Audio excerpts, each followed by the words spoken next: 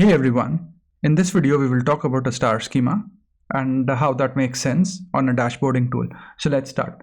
So what's a star schema? A star schema separates business processes into facts. That's mostly about what happened, which captures measures or events, and dimensions, which basically are used to categorize those events, filter those events, or label those events. So you've got fact tables sitting in the middle and you've got dimension tables around them in terms of business processes. And it is very easy for business users or business data analysts to do slicing and dicing of the data and make more sense because you've got a really simple data model in front of them. So a star schema, why is it called a star schema? Because it looks like a star with fact table in the middle and dimension tables on the side. So we'll let me just go and so we'll come back to this benefits of star schema, but we will quickly build a star schema in Power BI. So I'll just go out of this, and I've got this Power BI file open here with me, and I've got dim customer, I've got dim date, I've got fact internet sales table, dim product, and so I'll just move these tables around, and let me just and I'll bring dim date down.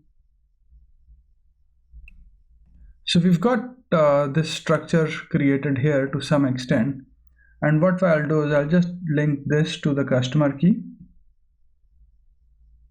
and I'll link the order date key to the date, and I'll link the product key to let's just get this out and let's just get the product key. So I'll link the product key here, and similarly we'll join the sales territory key to the sales territory key here. And if I just scroll a bit up or further up, you can see it's starting to look like a star schema with the fact table in the middle, and then you've got the dimension table. So the benefit is that it is a very clean model. So it's very easy for anyone doing data analysis to know where my measures sit and where my dimensions sit. So you can slice and dice data really fast, you can group data really fast. So it's a very clean model which aids in data analysis. And now, because we've seen what a star schema looks like, let's just quickly go back and we'll go through the benefits of a star schema for us. So simple queries, because we just saw that we've got 5 tables, it's very easy to write queries rather than if we've got to denormalize structures, we end up having too many joins. So it's very easy to build simple queries.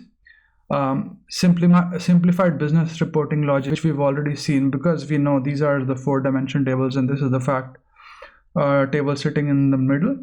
It's very easy to build this business reporting logic. Query performance gain, so most of your ETL is done before you load the data in, so that ETL work doesn't get handled, and you also have lesser joins, so query performance gets really fast. The data retrieval is really fast because the number of joins, as they increase, the query performance decreases.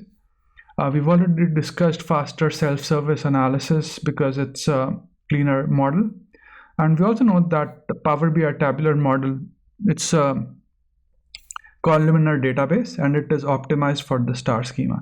So if you're modeling in Power BI, it makes a lot of sense to use the star schema. So in this video, we've essentially covered the benefits of the star schema and why we should use the star schema. We've quickly built a star schema as well. I hope you find this video useful, and thanks for watching this video. Please do subscribe to my channel and like my videos if you enjoy what I'm doing. Let me know if you would like me to take any specific topic. Cheers, bye.